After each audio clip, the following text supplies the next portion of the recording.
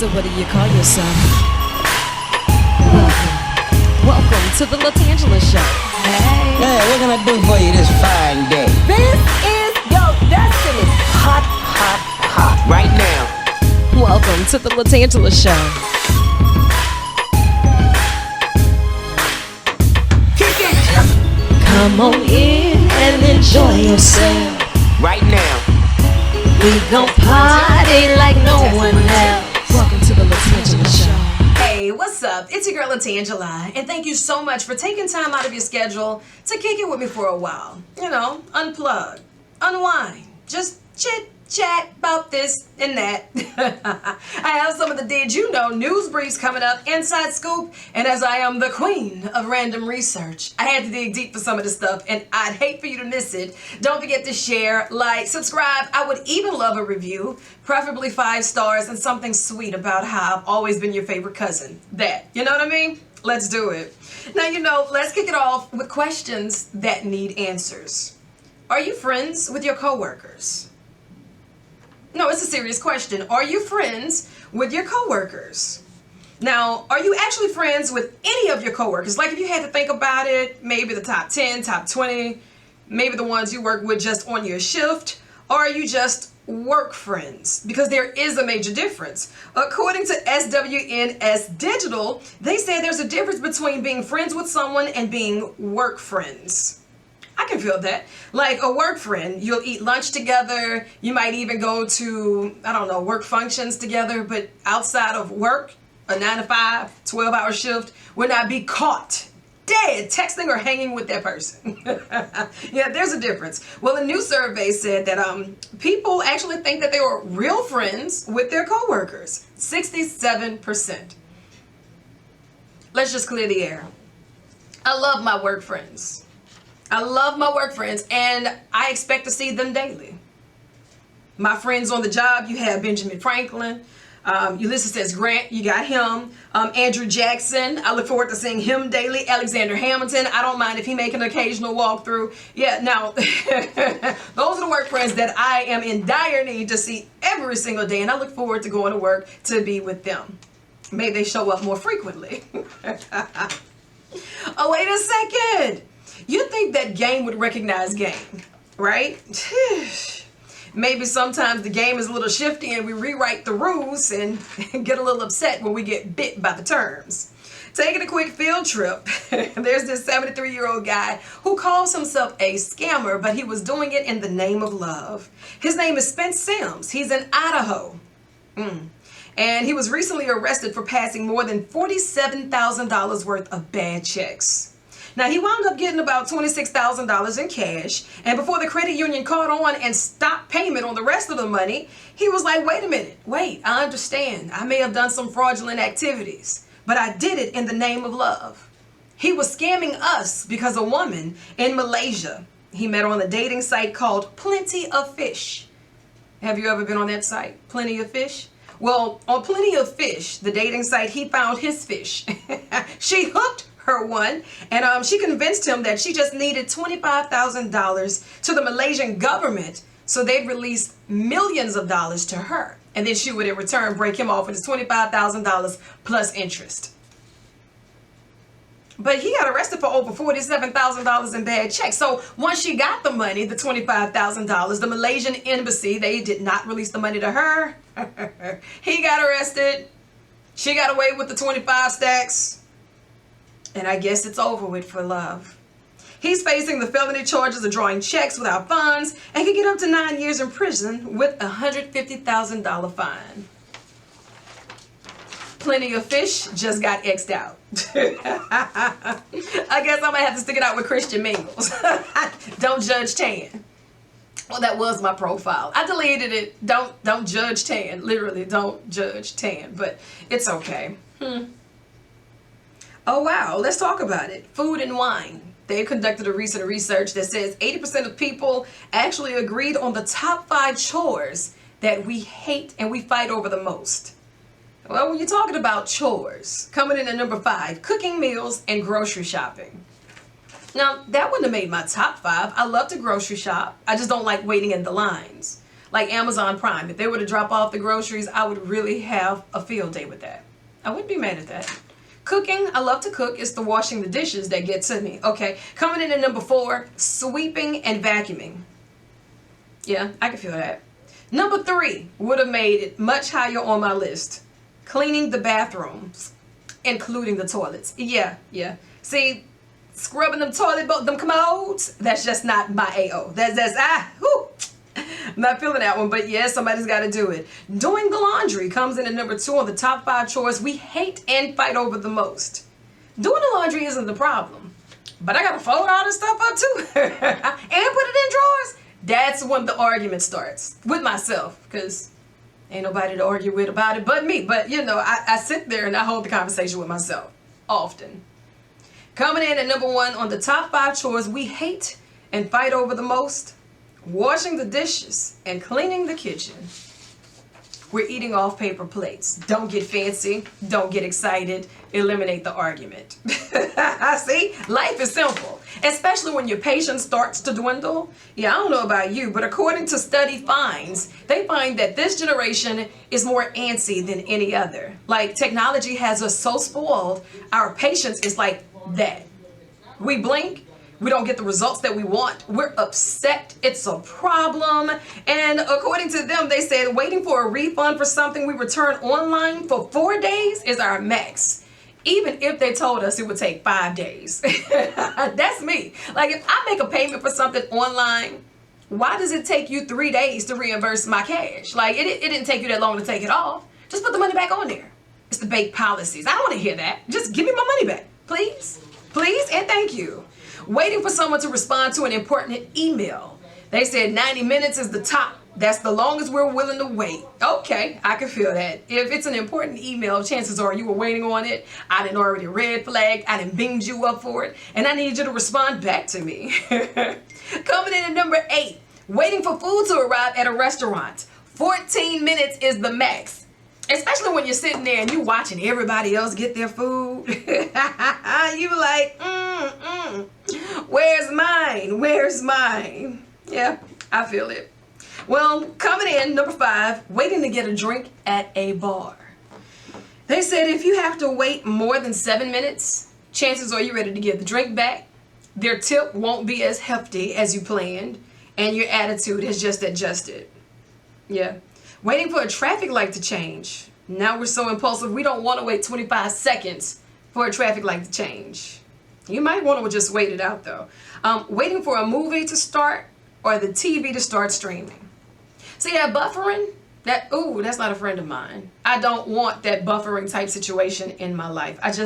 I cannot deal with the buffering.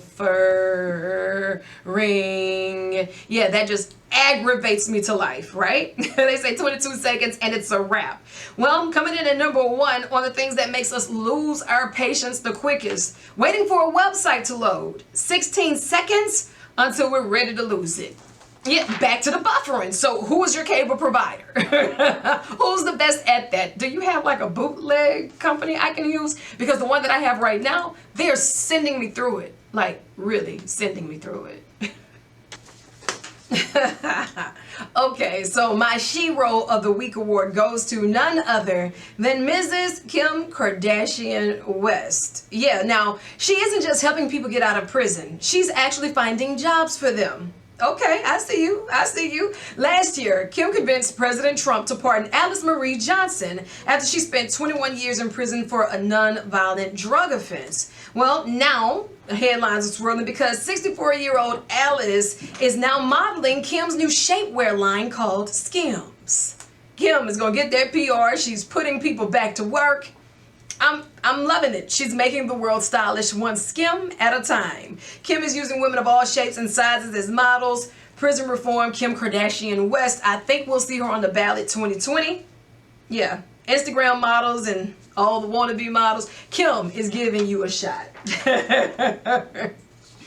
You know, pet parents. I get it. I had a fish. I named him Tanto.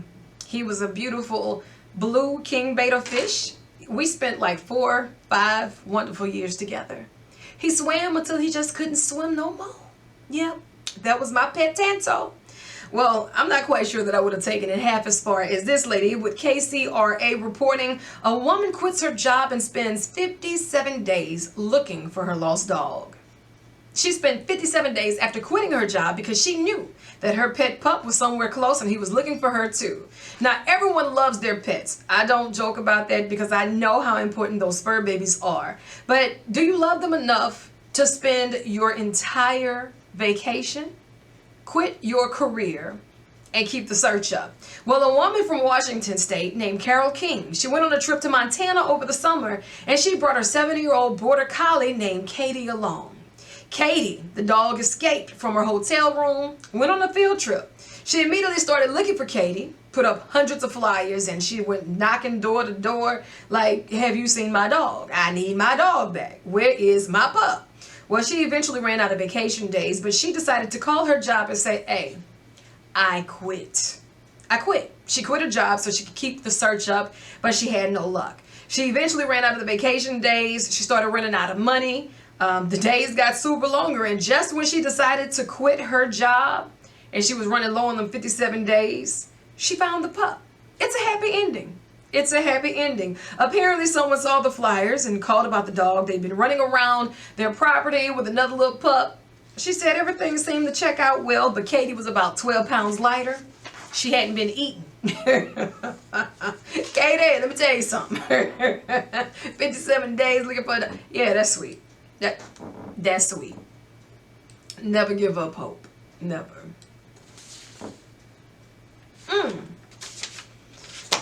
You know, some days I wish I had in-laws. And then there are other days I sit back and read stories like this to make me say, I wish they would. According to Mumsnet, this woman, she posted her in-laws' insane list of complaints. Her brother-in-law came to visit her and her husband, spent 3 full days, and she said he nagged from the time he got there to the time he left. He wrote down 25 of his top complaints, but she decided to share 15 and they went viral. So his top 15, the dogs wouldn't cuddle with him. Sir, the dogs don't know you. Maybe they don't like strangers. Maybe they just don't like you. You're not a family favorite right now. Coming in at number 14, he was upset that he had to move the seat when he borrowed the car because they didn't already preset the seat for him. Okay, get you an Uber. Why you want to drive my car? This is a long 3-day visit. He got too much comfort zones. He could hear traffic in the distance when he was in their backyard. I don't know if she was supposed to go tell traffic to slow down or take an alternate route. Coming in at number 12, the local swimming pool they belonged to wasn't open late enough. I can't skinny dip at 7 o'clock. Go tell the neighborhood to keep this thing open. Let the party get to jumping. He also complained that they didn't have enough music on vinyl. Well, sometimes it's hard to find that mumble rap on vinyl, but he had a complaint about that too.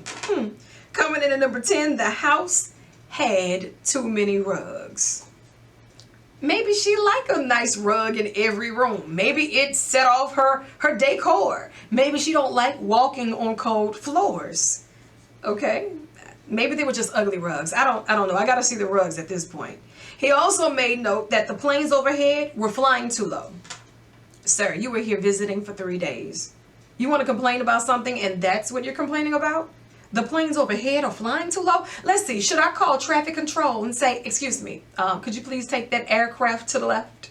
Fly a little higher? Don't worry about landing tonight. My brother-in-law is visiting. He's trying to sleep. He complained that the woman was using her asthma inhaler too much. Say his sister-in-law need to get her asthma under control. Oh, wait a minute. He also said that Amazon Prime Video didn't have the new Quentin Tarantino movie, so he said it was a waste of money. Okay. He also listed they had a bunch of spare clothes in his size, but he didn't like the selection. So at this point, I'm just going to say that's your styleless brother who wears the same size as you and you just don't like his clothes. But maybe he didn't buy the extra set of clothes for you to borrow. Maybe if you go visit people on vacation, you should have your own 3 days worth of laundry. Yeah, I guess that's too much like right. He also stated they had a bunch of gates and the stairs were blocked off for the kids, it was an inconvenience. You got to teach your kids to go around those little stairs and those little gates. We shouldn't need this. So now you complaining about my kids or me trying to keep my kids safe? Those his nieces and nephews. They could get it too. He also said they gave him a choice of 3 blankets and none of them were good enough. Well, usually when people come visit me, there's 1 blanket. Ain't no choices. Like, you get that 1 blanket, don't get too comfortable. You're really not staying here that long. Coming in at number 2, he said the towels they gave him were white. And he does not like white towels. Okay. His number 1 complaint was staying with his in-laws for 3 long days. Their front gate was too squeaky. You know, that has been bothering me for some time now too. Get in the car, let's go to Walmart. Let's go get some of this WD-40. Help me fix this squeaky gate while you're here. You know what? In-laws ain't nothing but some outlaws. I feel you. I feel you. Mums, that would have been a completely different story. This is why he can't come back. Wow, frisking gone wrong. Some of you folks are making headline news for all the wrong reasons. And Aberdeen Evening Express has reported that this one might be a first ever. This guy, he was arrested for intentionally passing gas during a strip search. There's a 28-year-old guy named Stuart Cook from Stonehaven, Scotland. And earlier this year, he was arrested after a minor car accident when the cops smelled a little marijuana. Yeah, they smelled a little weed on the guy, right? Well, they took him to the station. They performed a strip search to make sure that he didn't have a lot more ducked off, stashed off, some nook and cranny. Yeah, well, when they told him to bend over during the search, they say he intentionally passed gas 3 times. And as the cops asked, quote, "How do you like that?" Maybe the man was just nervous. Maybe he had a bunch of collards or maybe he had some cabbage. How do you know somebody is intentionally passing gas? He wound up pleading guilty to the possession of marijuana and behaving in a threatening manner. So passing gas is now a threatening manner. But there was still the matter of the flatulence. So he was in court last week facing charges for, quote, intentionally flatulating at the cops, which I guess is an actual crime on the books in Scotland. He wound up getting 75 hours of community service. Frisking gone wrong. Case of the little hot pot. Sorry, I couldn't pass it up.